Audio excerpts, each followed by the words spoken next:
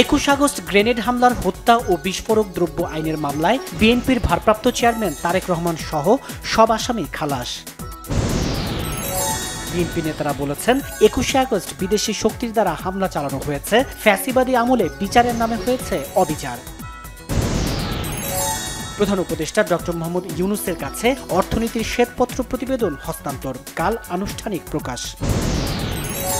যুক্তরাজ্যে শেখ হাসিনার ঘনিষ্ঠ বলয়ের সাবেক মন্ত্রী সহ রাজনীতিক ও ব্যবসায়ীদের 6,000 কোটি টাকার সম্পত্তির সন্ধান।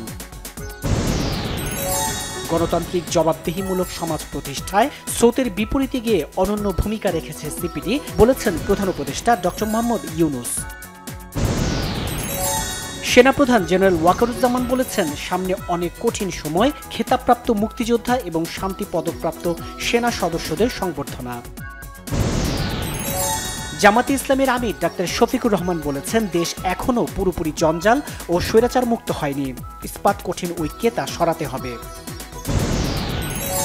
তত্ত্বাবধায়ক সরকার ব্যবস্থা বাতিলের রায় পুনর্বিবেচনা চেয়ে 4টি আবেদন শুনানির জন্য আগামী 19 জানুয়ারি তারিখ ধার্য করেছে আপিল বিভাগ।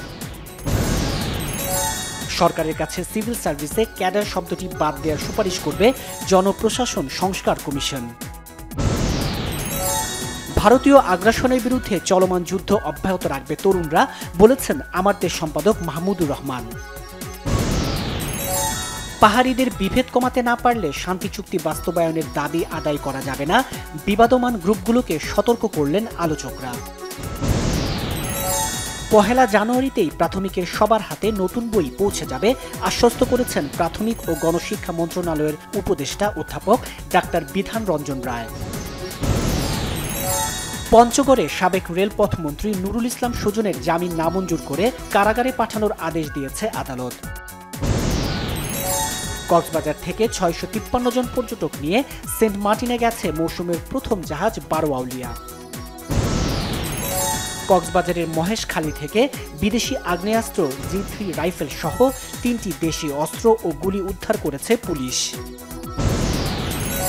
ব্যাপক হামলায় সিরিয়ার আলেপ্পো আর ইদলিব শহরের একাংশ দখলে নিয়েছে বিদ্রোহী গোষ্ঠী HTS। গাজায় ত্রাণের জন্য অপেক্ষমান অন্তত 100 জনকে হত্যা করেছে ইসরায়েলি সেনারা। যুব এশিয়া কাপে 5 উইকেটে নেপালকে হারালো বর্তমান চ্যাম্পিয়ন বাংলাদেশ। ইউরোপের ঘরোয়া ফুটবল লিগ ইংলিশ প্রিমিয়ারে আজ লিভারপুল ম্যানচেস্টার সিটি মুখোমুখি। অ্যানফিল্ডে রাত 10টায় শুরু হবে ম্যাচটি। 6 ডিসেম্বর মালয়েশিয়ার 18টি সিনেমা হলে মুক্তি পাচ্ছে সাকিব খানের দরদ সিনেমাটি।